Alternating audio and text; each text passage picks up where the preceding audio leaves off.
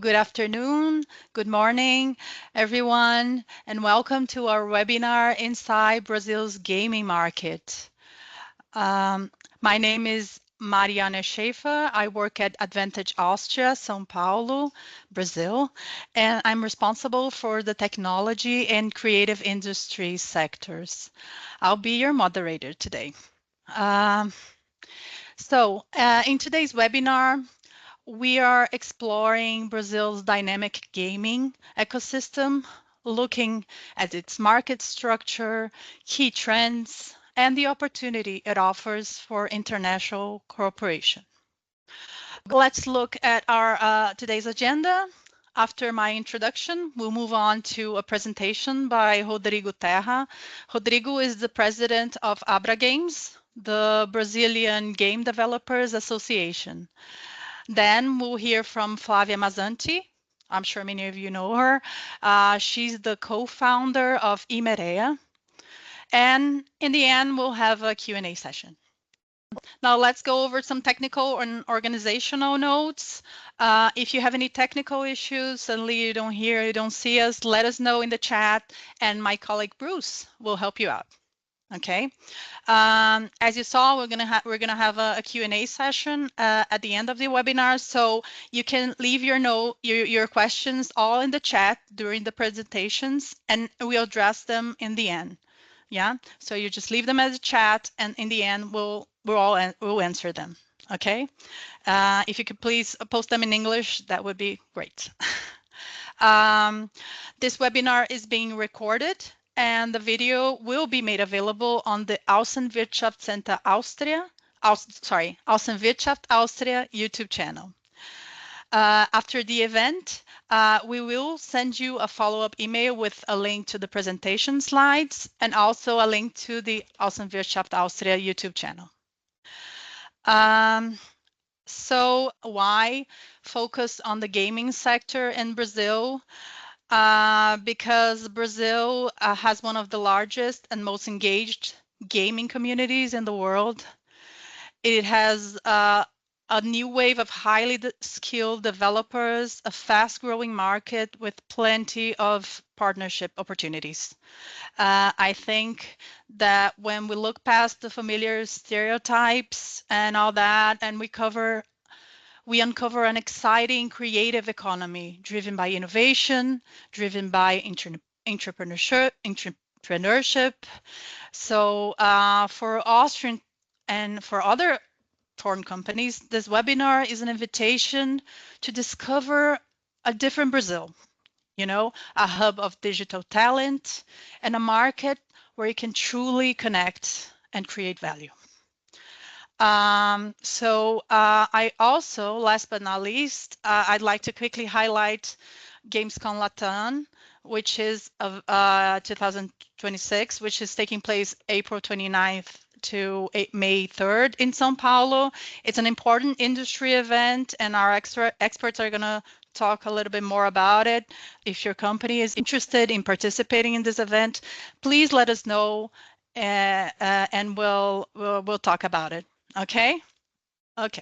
So let's move on to our first presenters, to our first speaker, Rodrigo Terra.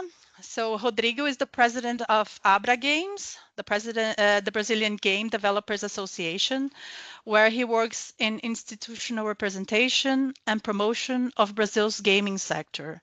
He's also the co-founder and CTO of Árvore Immersive Experiences, an award-winning expanded reality studio behind internationally recognized titles such as Pixel Ripped and The Line, which have received honors including a Primetime Emmy and a finalist recognition at the DICE Awards.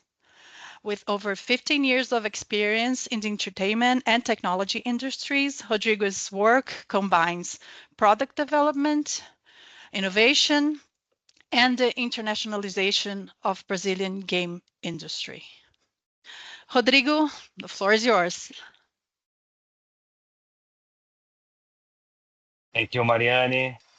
Guten Tag, everyone. I speak Dutch, unfortunately, so I will keep here with my English, but I will try harder to do more and more in German. Um, let's move to our presentation quickly. So, okay, and then we can start. But first of all, thank you so much for inviting us to here to present the Brazilian ecosystem to you all in Austria and the Austrian. We know a couple of studios based in Austria. I myself know Flavia and all the guys that are working in the country, in the gaming area and the XR area. So this is a very interesting moment to talk about it because Brazil is becoming um, more and more connected with the other development ecosystems, especially in Europe. So being here to showcase a little bit more how what's going on here, it's a really pleasure, a great honor to do. So I'll try to make that quick but certain. And of course, we have our Q&A after here. The presentations that will be incredible to answer questions and any sort of questions that you're going to have. Yeah. So just to have an idea, so these numbers are the numbers that we have until 2023 with a couple of updates from 2024. We have a new industry research coming out this year again to update these numbers. So they increase more from 2024 and 2025. But I think you can have a great overview here with these initial numbers. So remember, we are a large country, so the addressable market here is really big, especially when we're talking about players that we're gonna see here in the bottom line. One interesting data that you need to know is 74% of the population here in Brazil plays something, right? What is play something? It doesn't matter if you spend like 5 minutes in a bus commuting from your house to your work and then playing like a hyper casual game, or if you're playing I don't know, hardcore gaming for hours a week, right? So this is the spectrum of playing something. So 75% of the population plays something. You're gonna see there's other research and surveys that this number is bigger because they include people that only they only do betting on the phone, right? So it's now it's here in Brazil. It's really separated the bet and gambling sector and the video game sector, especially because we have different laws that regulates betting and gambling and video games itself. And we can talk about it a little bit later. And to have an idea, just Brazil, now this number is average 3 billion now. So the game market size is 3 billion USD. And the region, Latin America, is more than five now, right? So Brazil is also not just a big market itself, but it's a gateway to Latin America market, right? Especially if you work with localized languages. So we are pretty much similar to Austria and Germany in this matter. So we consume a lot of localized content. So it's important if you want to tackle the Brazilian market, of course, you're gonna translate that to localize that to Brazilian Portuguese. But if you're going to Latin America, it's also good to have strategies to have the different Spanish, especially if you go to the Latin American Spanish, which is, as you might know, is kind of different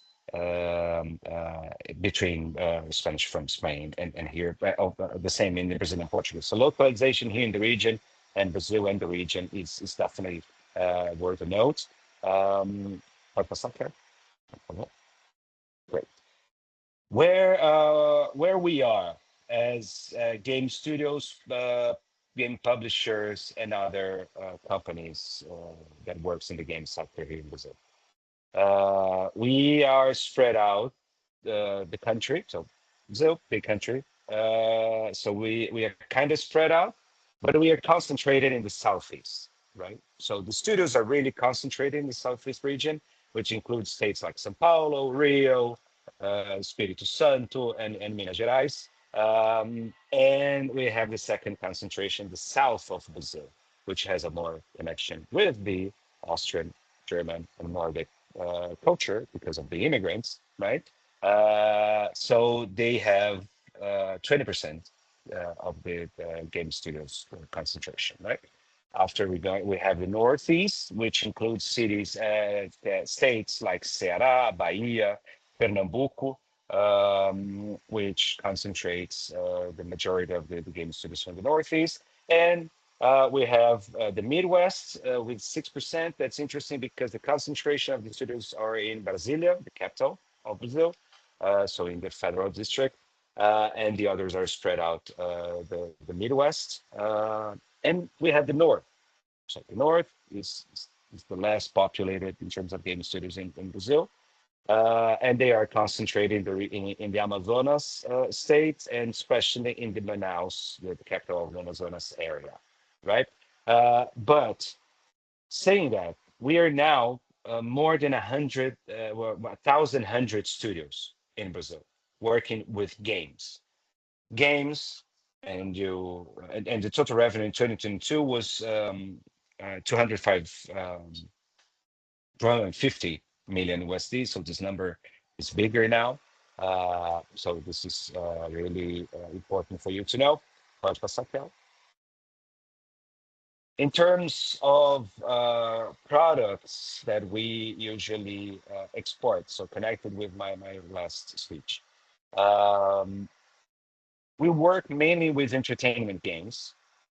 It doesn't say that these entertainment games are not connected with other industries that use entertainment games. And for example, we have like the edutainment um, sector, which uses the entertainment games or tailor specific entertainment games for education, which falls under a gray zone in between entertainment games and educational games. Okay, so just to point it out.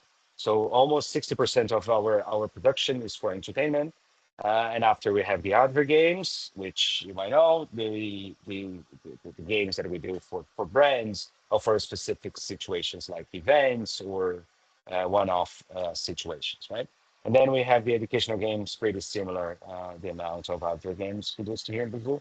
The other type of games, we also have production, but they're not the majority. So, for example, simulators, etc. We have big companies that work with simulators here in Brazil with hardware specific, but they are less than they are 1%, right? So we are really specialized on entertainment here in the country. Uh, Talking about our international approach or international aspects from the gaming sector, the game development sector here. Uh, we export a lot, which means that we work internationally since I mean the beginning of the industry, which is mid 2000s, but it started to get it's got to get mature on the 2010s with the mobile and the mobile gaming development.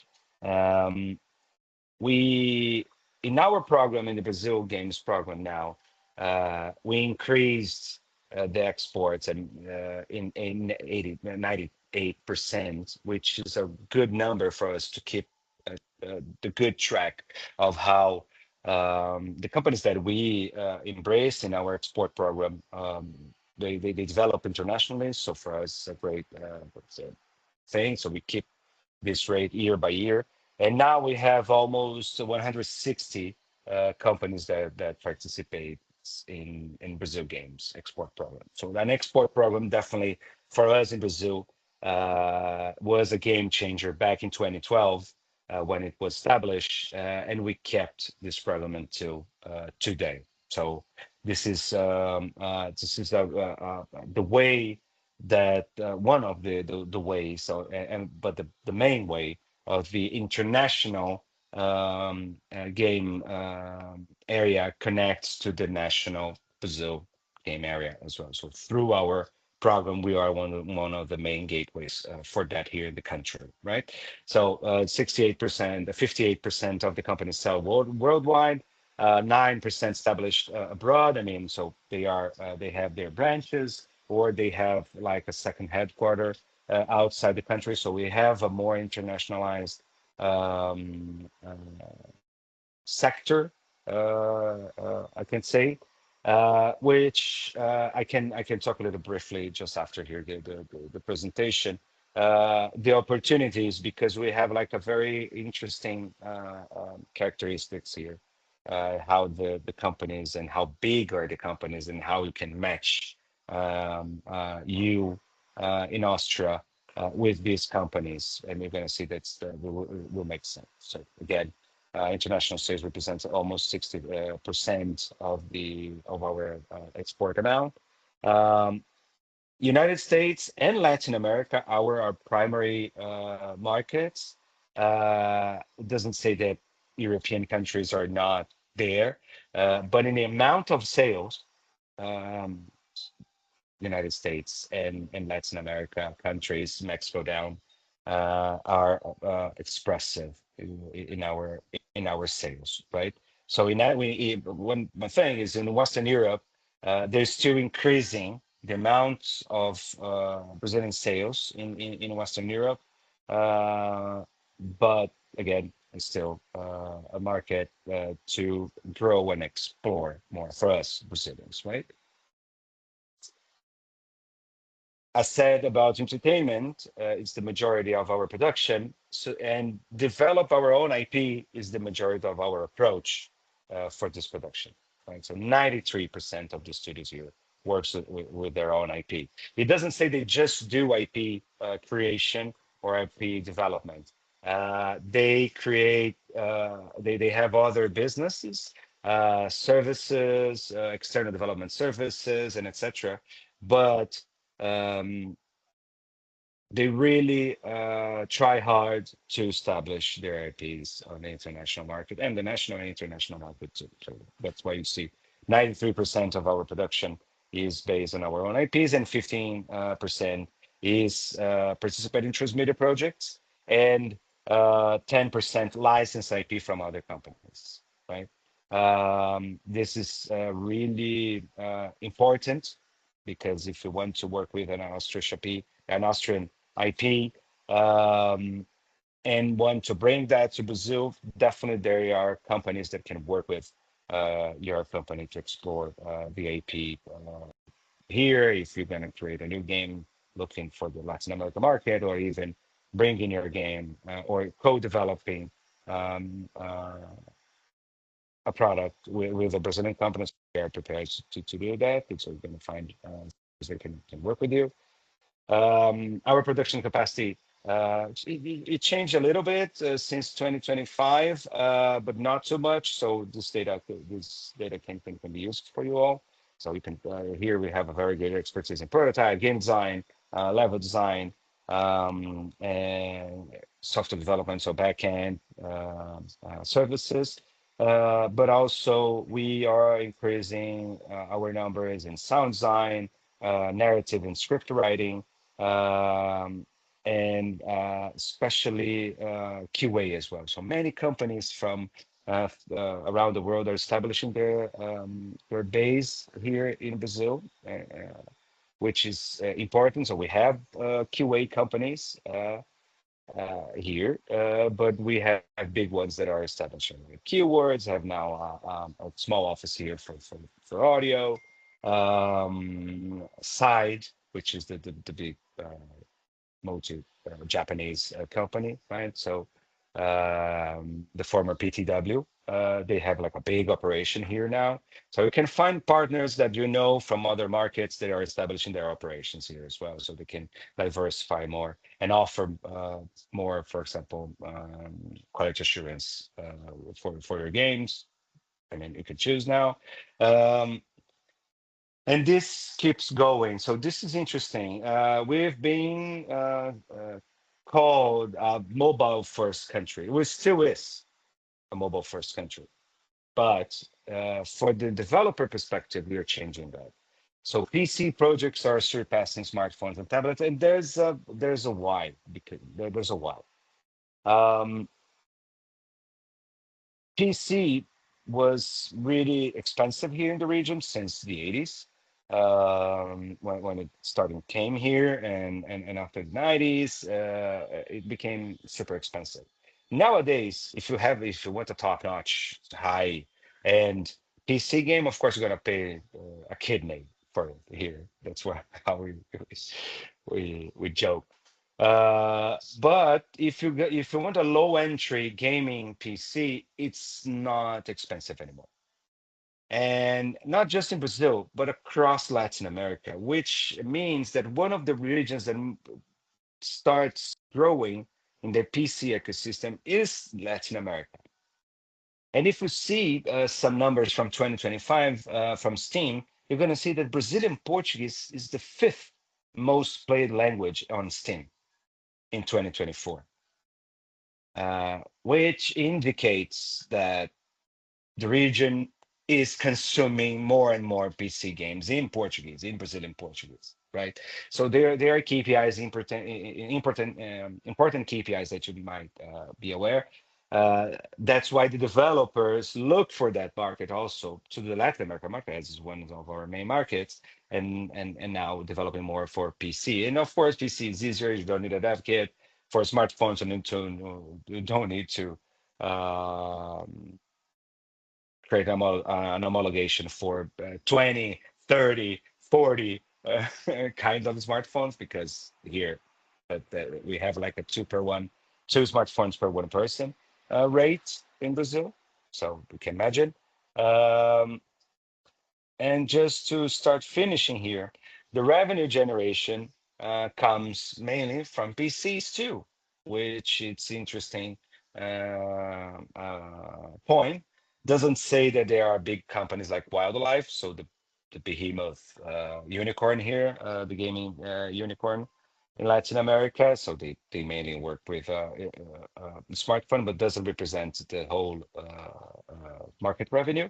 So it comes from PC. So PC is definitely the one of the main platforms that we work just to develop it, and for consume still smartphone, but for development and look into other markets and look into this growth, it's PC, right? I will stop from here. Really glad to have the moment to share with you guys these quick numbers. But of course, we are here to listen and to open the doors of the country, of our states, and of course for our association, our games, to help you have the best connection with the game studios from the country, the best deals, and of course, if we're planning to come and tight more your relations here, open operations, that we are here and glad to help. Thank you.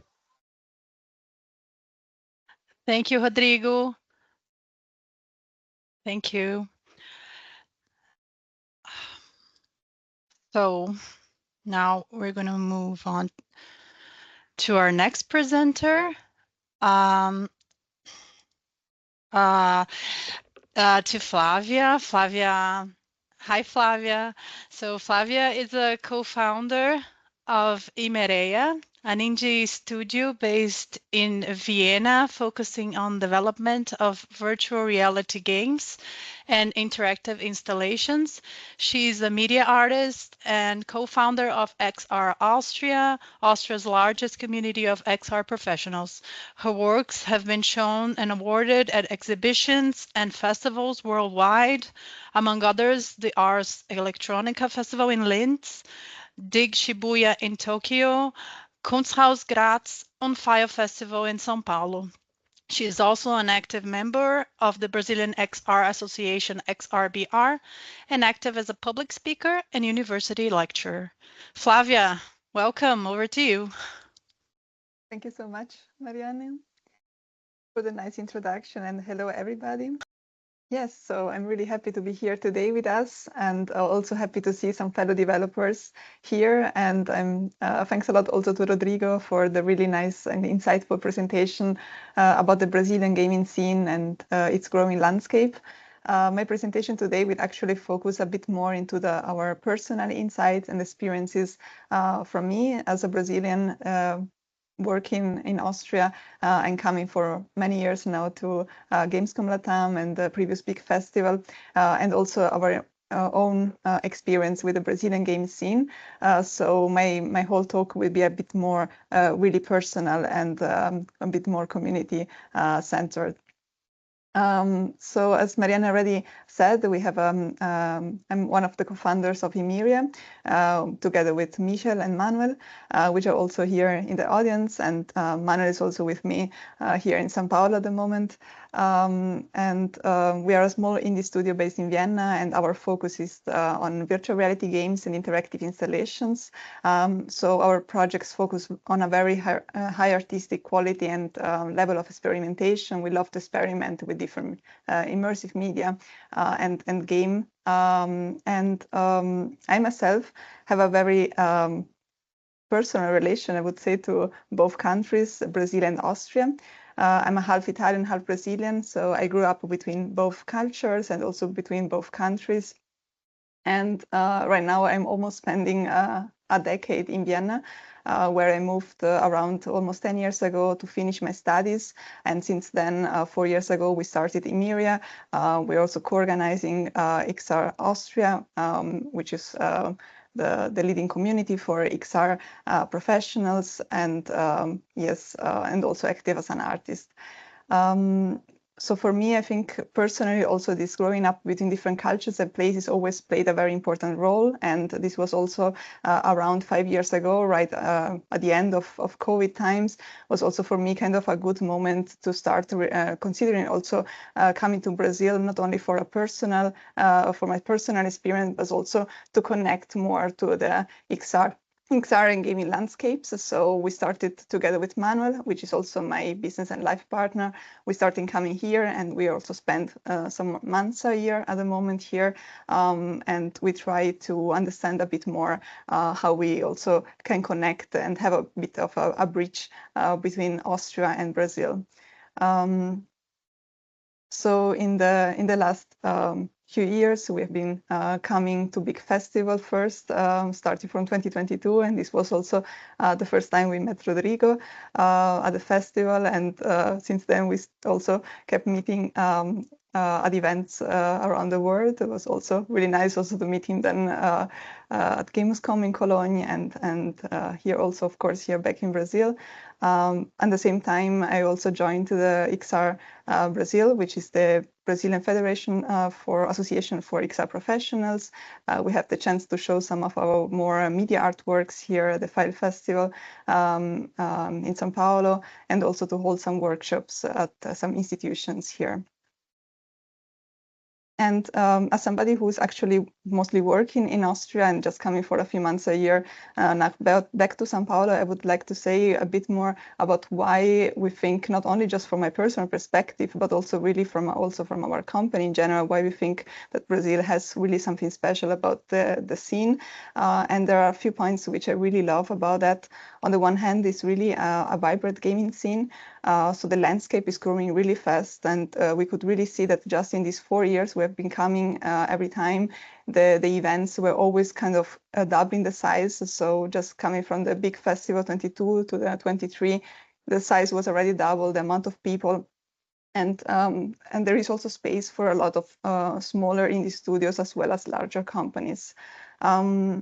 And another important thing that we see here that is also really nice is also the way of understanding games, also as a cultural element.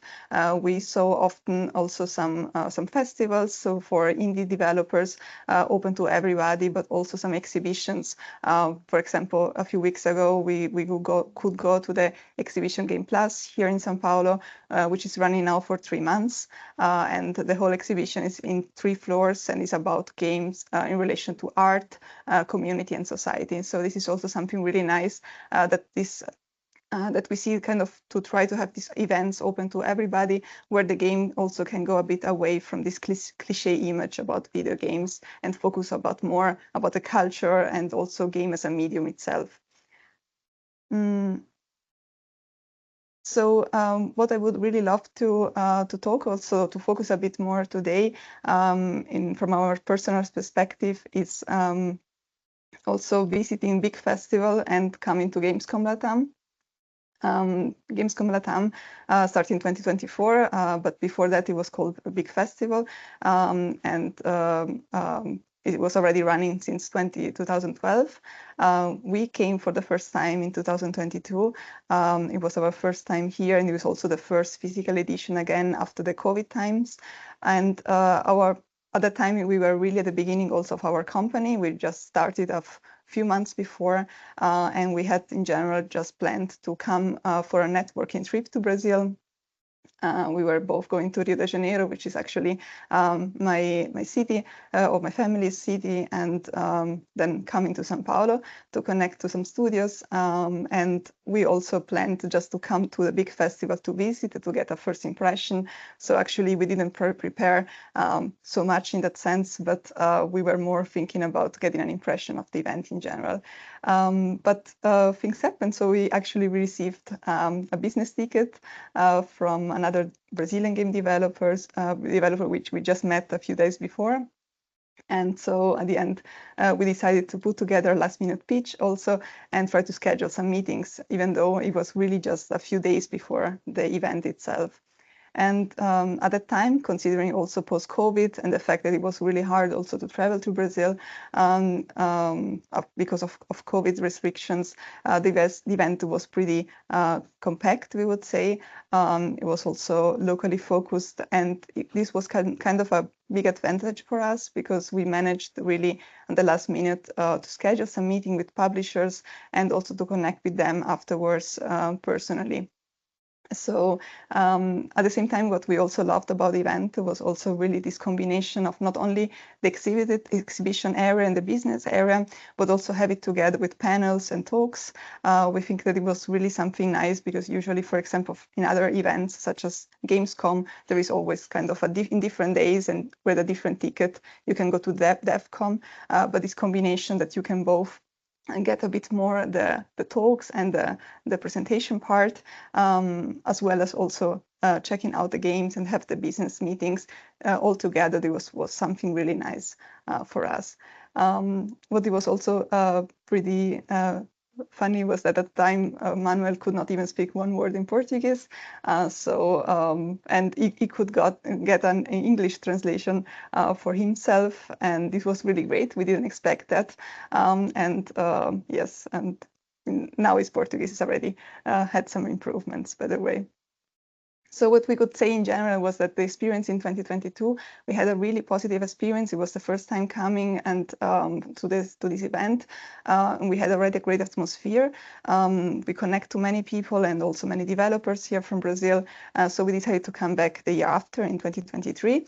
It was actually a really positive surprise because the event already just in 1 year had double the size. It had the same concept with the exhibition and conference area. And also in that year, they also announced that Big Festival will become official partner of Gamescom in Cologne, and that from 2024, they will be the first edition of the Gamescom Latam here in São Paulo. So this was actually for us also a moment where we started talking also together with Stefan and Marianne here from Advantage Austria in São Paulo, and to see what kind of possibilities there might be, how we could also start a conversation between Austria and Brazil, if this could be also something interesting. So everything also especially surrounding Gamescom Latam. And so we are really happy to see this webinar coming today, and hopefully as a first step of something more longer. Yes, so Gamescom Latam, actually, the event itself became really much larger. We had a really nice feeling that it became much more international. It was a really good mix of larger players and indie spaces. What was also really nice to see already in 2024, in the first edition, we could spot the game Dungeons of Interberg exhibit in the Xbox area. So it was also really nice to see an Austrian game already exhibit there. And to see this great development of Gamescom Latam, so we also decided, we had the first interview also with together with Advantage Austria, giving kind of a bit of an overview for the Austrian audience. And we will be back this year, the end of April, and we're also like now in dialogue to see how we could also present maybe some panels or some more material to bring Brazil and Austria in dialogue together, talking about perspectives, challenges. So yes, we are very excited for that. So always from more this personal perspective of an indie studio based in Austria coming to the event, we would like kind of to summarize a little bit with some key points, maybe also to consider coming from Gamescom to Gamescom Latam. On the one hand, is really this fast-growing scene and also event, but it's still not so oversaturated yet. I would say yet, because it's changing every year, but it's for sure less oversaturated as events such as GDC or Gamescom in Cologne. So this gives you really a good chance also to reach out to publishers, which maybe you might miss as a small studio in other bigger events, because sometimes they also have to cancel meetings because they are already full months before. So it can give you kind of a good chance also to meet different players. And the whole event is a really good combination of all different exhibition, games, business area, panel, and talks.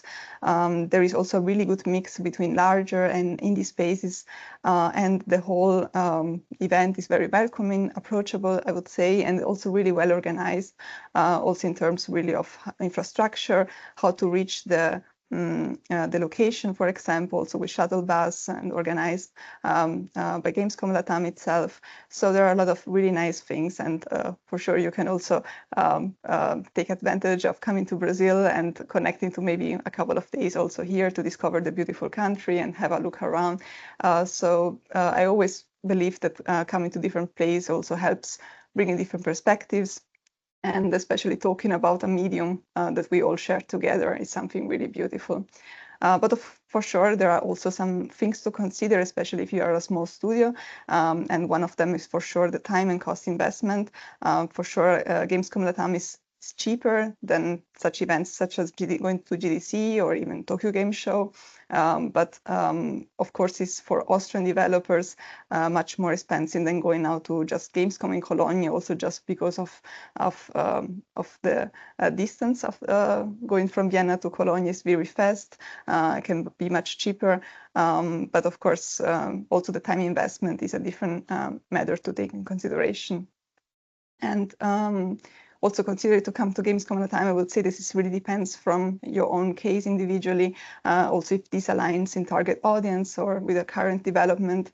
And I think one important point, as already Rodrigo said, is also the language localization. Of course, the games which are exhibited at Gamescom Latam are all in English, but it's also important to keep in mind the majority of the greater audience or the public doesn't speak fluently English. So maybe that might be kind of something to consider, especially if you have a really narrative-based game or a game with a lot of explanatory text, for example, to have maybe some translation in Brazilian Portuguese before. So just kind of to conclude, also a bit like our personal motivation in this path for the past few years, of course, started from a very personal motivation, but also together with some professional relation. And we can really love to have this connection and this work between Brazil and Austria.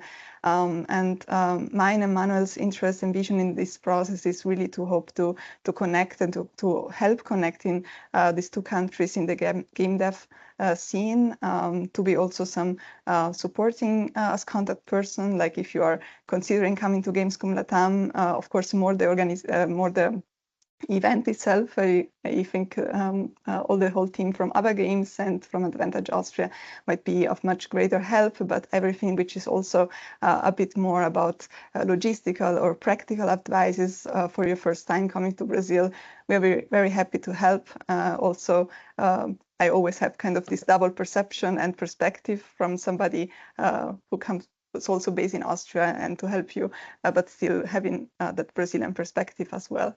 And we really hope that this discussion can help bring in and opening up a diverse exchange, which is always great and can bring a lot of creative exchange. So yes, if you would like to stay in contact with us, just write us on Discord or LinkedIn. And to conclude, we would really love to thank Stefan and Marianne for the whole support, for the interest in this initiative, and thanks a lot. Thank you, Flavia. Thank you for your presentation. Now we're moving on to our Q&A session. The person addressing the questions to ABRAGAMES will be Raquel Gontijo. Raquel, maybe you can open your camera and microphone. Welcome. Flavia, you can leave your microphone and camera on too for the questions. Thank you for being here. Raquel is the Director of Institutional and Government Relations at ABRAGAMES, and I'm going to address the questions to her, okay? Let's see what we have here. Are there any genres that are specifically prevalent in the Brazilian gaming market? Raquel, I think that's for you. That's a very interesting question, actually. It depends on whether you're speaking on the consumer perspective or the development perspective.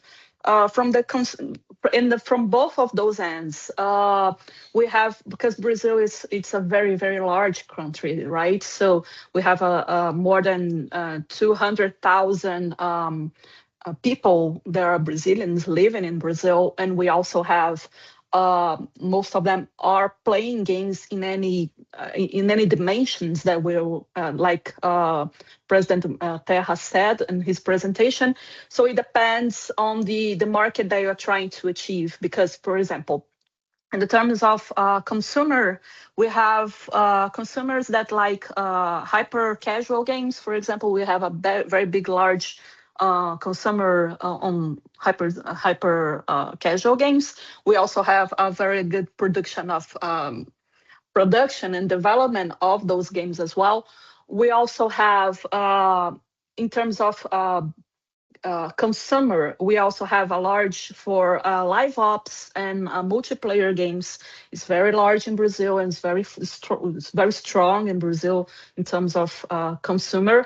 But in the terms of development, we also have a lot of room to grow in that sense, because Brazil, those types of games that require live ops, they also require a lot of strong bases in terms of big backbones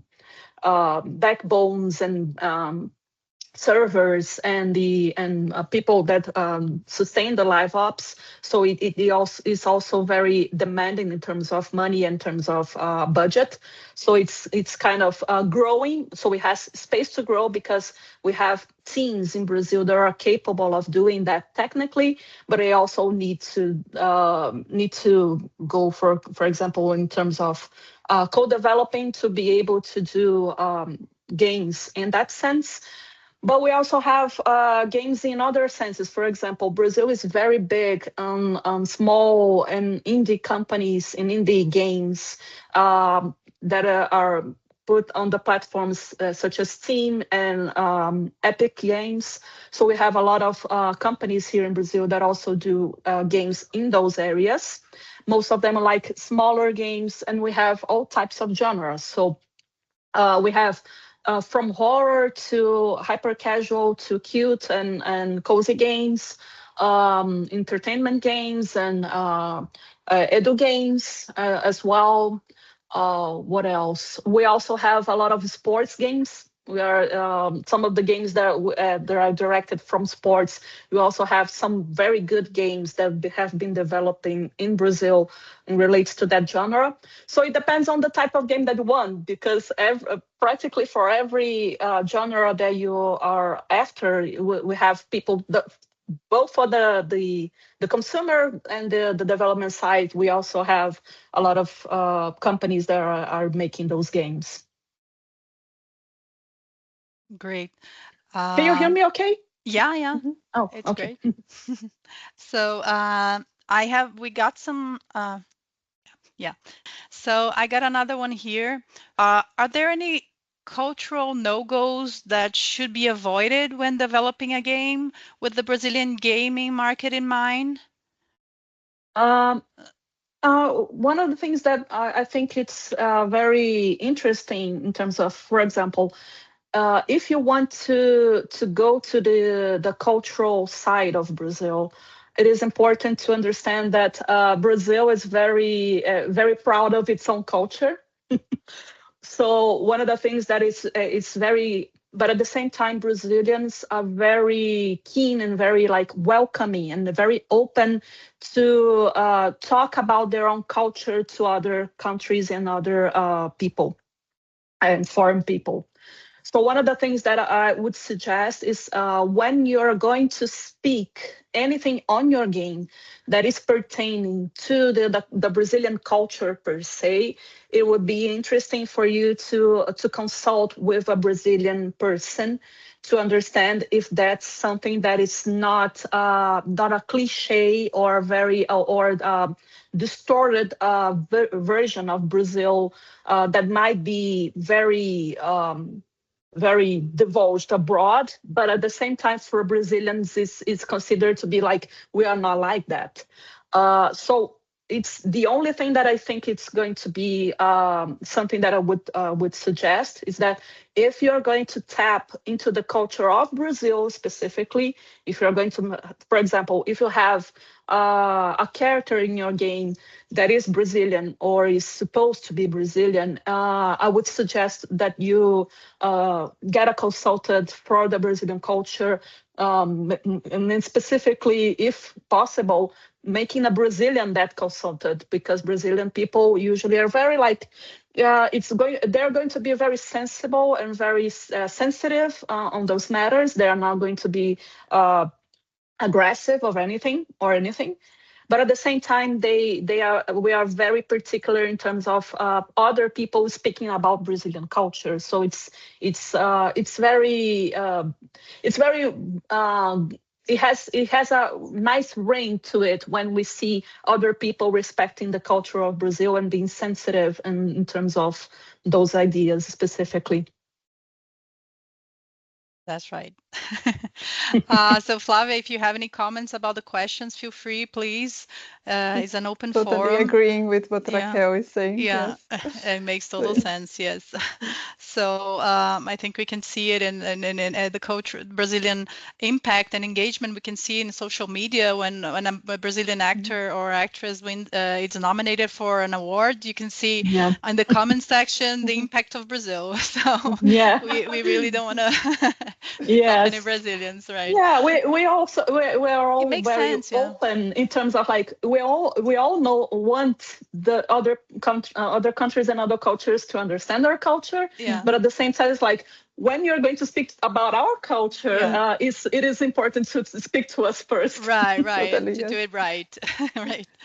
So I have another question that actually came before from through email to Flavia. So Flavia, for your experience, so how important, I mean, complementing your presentation, for Austrian indie studios that don't speak Portuguese, how much of a language barrier is having is Gamescom Latam in practice? So yes, what do you I think it.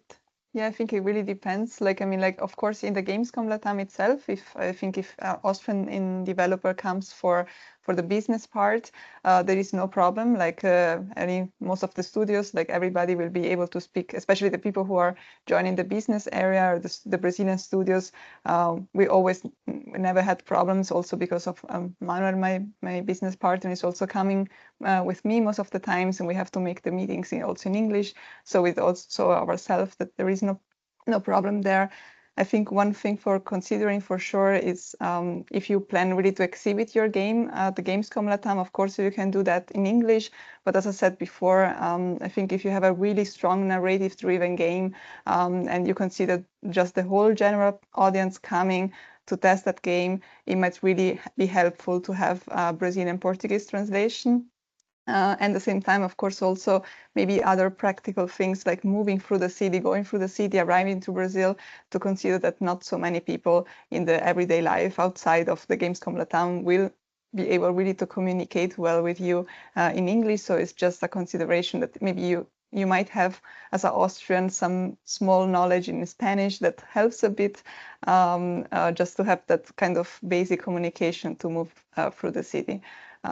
But in general, for the business side, I would say there is no such a big problem in communicating in English. Great. Yeah, Portuguese has its perks in the market. So now for Raquel, I think we got a question beforehand.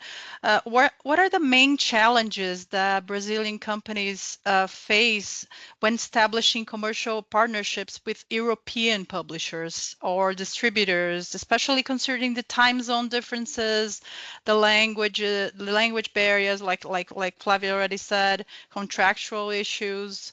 What do you think are those main challenges in this business between Europeans and Brazilians? Actually, that's a very good question. Most of the time, for example, one of the things that is very good in terms of the time differences, for example, between Europe and Brazil, is that it is not that big of a window in terms of the time differences. So it is easier for us to make room for meetings that are not there is not going to be very awkward times for both countries. It has a little bit of a window there that has to be arranged and has to be well thought of when you, for example, when you're going to make not only the budget but the time frame for the development of the game. It is important to understand that it's going to have to be very well thought of, so it's that not have problems in terms of making arrangements in terms of meetings. But at the same time, Brazil, one of the things that is very good about Brazil in that sense is that Brazilian game developing companies and the teams that you might do a co-production in Brazil, they not only most of them are very versed in English, so there is no problem in terms of communications most of the time. But they are also very open and very familiar with technology as a whole, which means that, for example, the teams here in Brazil, most of the time, they are very easy, have easy access and easy understanding of the tools that we use in development of games companies as a whole. So Slack and other Miro and the tools that usually people use across the board for the development and to understand and management of teams and development of assets and everything. So it is easier in terms of like they are most of the time easier knowledge of knowing how to make the co-production to work in terms of operations, right? So that's one of the things that is very easy for us to be able to do that, which is kind of more easier for the European countries than other places of the world. But at the same time, in terms of the parts specifically about the the contracts, it is important to understand that the Brazilian government and that the Brazilian law structure has a very specific types of contracts when it comes to companies making products with other companies from abroad, which means that it is always very recommended for a company that wants to do, for example, co-production with a Brazilian company. It is important for you to get a consultant in terms of Brazilian regulations and laws, so that you can make the contracts be very firm, very understanding, and very on par, and very that they can integrate well with the Brazilian systems, because it is important to understand the culture and the laws of your own country and the laws of Brazil, so that the contract can reflect both of the landscapes and the legal framework of both countries. So it is suggested that you have a consultant in terms of the local consultant in terms of legal framework, so that the contracts can be made the best way possible. Great. Thank you, Raquel. Thank you, Flavia. I think that's all the time we have. We're reaching the end of our webinar. I thank you very much to both of you, both our speakers, also to Raquel. Thank you very much, Raquel, for your contribution, your valuable insights. Thank you, everyone who joined us today. It's a pleasure to have you with us today on this webinar. We hope this webinar provided you with a clearer picture of Brazil's gaming market, inspire new ideas for cooperation. That's what we're here for. Like I said before, you will be receiving a post-event email from us shortly, including the presentation slides, a link to the YouTube channel where you can check this out again, send it to colleagues and send it to other people. If you have any follow-up questions or any interest in participating in Gamescom Latam this year, feel free to contact me at São Paulo at vko.at. Yeah, and it's going to be our pleasure to talk. My pleasure to talk about it and to get to know your stories a little bit further. So once again, thank you for joining us today. We wish you a great rest of the day and hope to welcome you again in one of our future events. So bye-bye. Take care. Bye-bye, Flavia. Bye-bye, Raquel. Thank you also, Rodrigo. Thank you. Bye-bye. Ciao.